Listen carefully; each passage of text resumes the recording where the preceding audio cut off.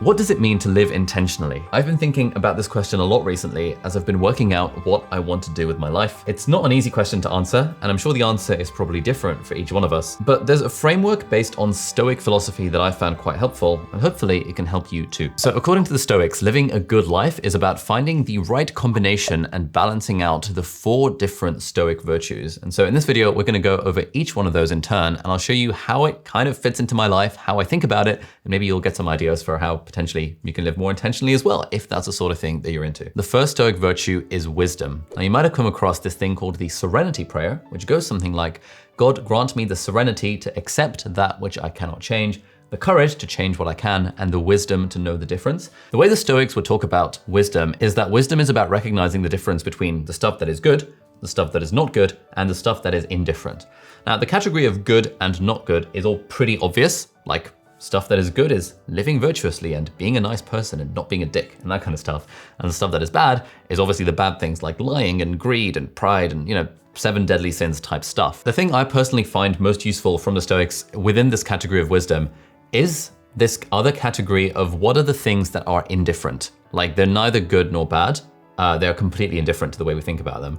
And the things that should fall into this category of indifference are things like money and success and possessions and number of subscribers on YouTube and whether that girl likes me back. All of these should be indifference. But as Darren Brown writes in the book Happy, the Stoics called them preferred indifference. So they weren't like, money is bad and having love in your life is bad and having a cool thing is bad. Instead, all of these things are preferred indifference. Like they prefer to have them than not, but ultimately, fundamentally, they are indifferent to whether or not they actually have them. Now, I'm not saying that I'm great at this. Obviously, I want to make more money. I want more subscribers on YouTube. I want that girl to text me back. But anytime I start fixating on these things too much, I like to remind myself, the voice of Darren Brown is in my mind being like, this is a preferred indifferent. I am fundamentally indifferent to whether I have this thing or not.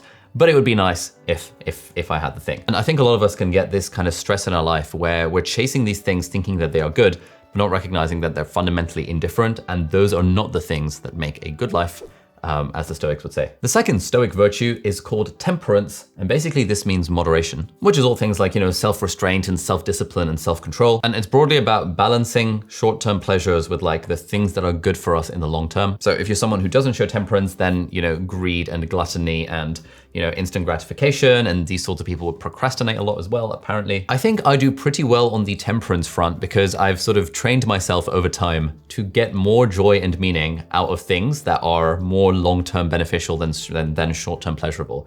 So for example, if I binge play World of Warcraft for 4 hours or watch a Netflix series for 4 hours, I feel pretty good about it at the time, but then afterwards, I always have that nagging sense of, that wasn't really that satisfying. Whereas if instead I learned a new song on the guitar and it takes me 3 hours to kind of get the chords right and to stop my fingers from bleeding because I've been trying to play too hard, then I feel better about it, even though it wasn't as fun in the moment. But one way that I'm trying to improve on the temperance front is I think sometimes I take this I have to be productive thing too far.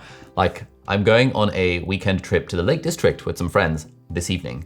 And already I'm kind of thinking that, okay, cool. So if tomorrow I wake up early, a few hours earlier before anyone else does, then I'll be able to spend those few hours writing or doing some stuff working on the business. And then we can go on the hike that we're planning to go on. I think a big part of my mind is always racing to try and do things that are productive or that are creating economic value of some sort. And I need to get better at recognizing the need to take a step back and take a break. And I think that would come under this temperance stuff as well. Thirdly, in terms of Stoic virtues, we have the concept of courage. This is something Darren Brown and Ryan Holiday and William Irvine talk a lot about as well in their books. And the Stoics would say that courage is not the elimination of fear and desire and anxiety. Instead, it's feeling fear, desire, and anxiety and acting in the right way anyway. Thankfully, I feel like I'm not a particularly anxious person, and so there's not really something I have to worry about day to day. But I do sometimes feel fear about stuff. And when I think about the teachings of Stoicism, I always kind of remind myself that when I feel fear, that's usually when I should lean into doing the thing that I'm feeling scared of. For example, a few months ago, I was setting up an online course, the Part-Time YouTuber Academy, which has been going for a while now. And before setting this up, before launching it to the public, I had this deep sense of fear of what if no one signs up? What if it's really bad? What if I'm super out of my depth? And having read all this Stoicism stuff over the years, as soon as I kind of felt that feeling of fear, I was like, oh crap, now I basically have to do it because I know I couldn't live with myself if I didn't do something because of the fear. But on this note, one way in which I'm trying to improve is that I think I often shy away from difficult conversations because of this feeling of fear. Like now that we've got a team of 10 people in my business, I'm starting to get into the realm where I know we're gonna have conversations about like salaries and about expectations and about targets and about are people really performing at the standard that we want them to be performing at. And this feels really scary. And I've historically kind of shied away from those conversations thinking, oh, it's fine. You know, as long as the numbers are going up, as long as the business is doing well, who cares about any of this stuff? But every kind of good leader or mentor I've spoken to who I think does a good job in running their business and managing their team, they've all said to me that like, you're gonna feel the fear and you have to lean into it and have those conversations anyway. And you do a lot of preparation for them. And so this is something I'm struggling with, but it's an area in which I'm trying to get over the fear of being a not nice person or the fear of being thought to be like mean or something like that. And instead acting sort of in service of the business or in service of the rest of the team members or things like that. And finally, we have the Stoic virtue of justice. Now in Stoicism, justice is a bit broader than like, you know, justice in our legal system and in our language. Instead, they saw justice as being our duty to society, our duty to our fellow man. And broadly, the way that I think of justice is that if I want to live intentionally, I want to act in ways that are useful to other people. And there's an interesting idea that I came across in one of these books, can't quite remember which one, maybe it was this one.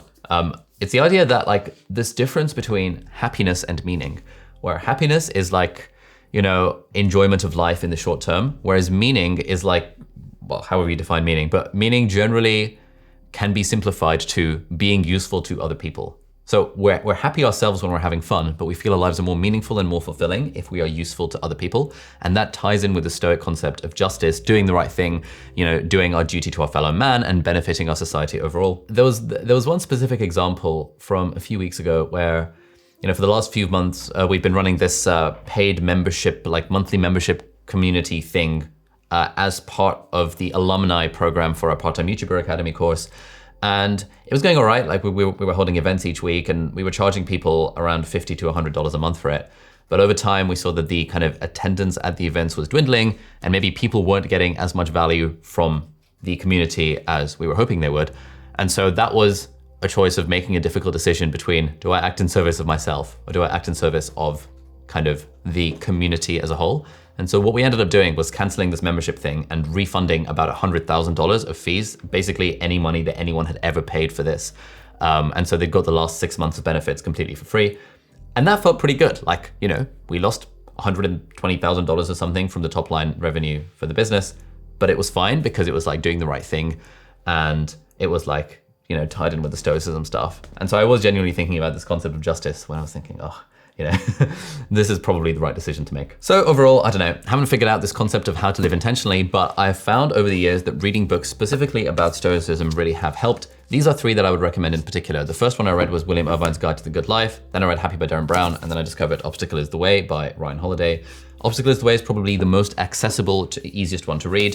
Darren Brown is a little bit verbose and is a very kind of British academic kind of style of writing, but it's probably my favorite one out of the 3. They've got pretty good summaries of some of these books on short form, which is my favorite way to read summaries of books that I do on a daily basis, link in the video description. And if you're interested in the Stoicism stuff and you want to hear more about how specifically I apply the teachings of Stoicism to my life, I actually have a whole class on this on Skillshare, who are very kindly sponsoring this video. In this class, me and my friend Sam, who's a philosophy graduate from Cambridge and teaches philosophy at a secondary school, we talk about the principles of Stoicism and we give you practical examples of exactly how we use these different facets of Stoicism into our life. So we talk a lot about this thing called the trichotomy of control. We talk about negative visualization and all these other kind of Stoic principles that they talk about in the books. If you want to check out the class, then hit the link in the video description. And if you're one of the first 1,000 people to hit that link, you will get a free 1-month trial of Skillshare Premium.